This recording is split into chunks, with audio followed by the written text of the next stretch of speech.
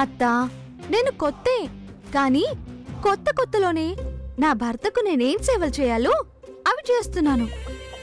నా కాఫీ తాగించాలనుకున్నాను, తాగించాను. వస్తానత్తా. అత్త అత్త అంటూనే అన్నీ అనుకున్న పనులు చేసేస్తున్న ఒంగోలు గిత్త ఈరోజు కాఫీ తాగించింది, రేపు పాలు తాగిస్తుంది. అంతలేదు, పదమ్మా.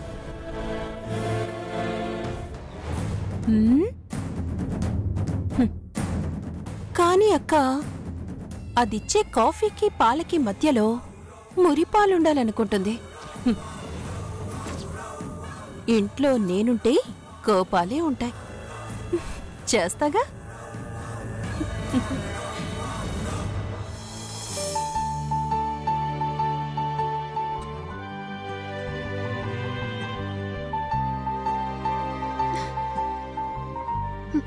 ఏం చేయాలి? భరణిని చూడకుండా 30 రోజులు ఉండగలనా? ఇవల్లి ఏమో చెప్తుంటే అర్థం చేసుకోదు.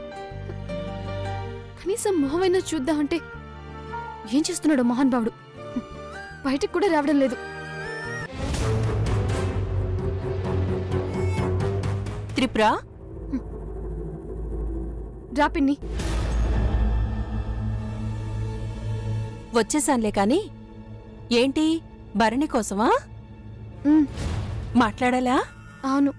ఏంటి త్రిపుర, నీ మనసెరిగిందాన్ని, నీ ప్రేమకు సహాయకురాల్ని నా దగ్గరే నీ మనసులో ఉన్నది దాయాలని చూస్తున్నావా? ఎందుకు? ఏం లేదు పిన్ని.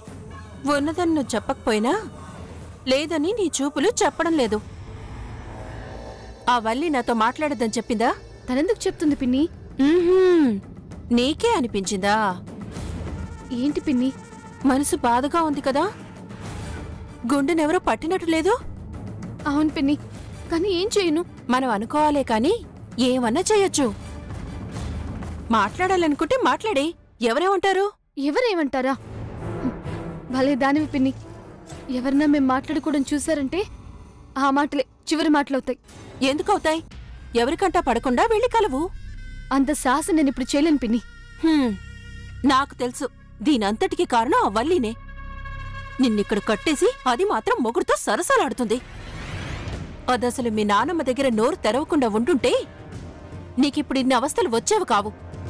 లేదులే పిన్ని, మళ్ళీ ఏం చేసినా మా మంచి కోసమే చేస్తుంది. సరే, నువ్వలా అనుకుంటూనే ఉండు. అదిక్కడ తిష్ట వేసి స్థిరపడిపోతుంది. నీకు భరణిని అటు ఇటు కాకుండా చేస్తుంది.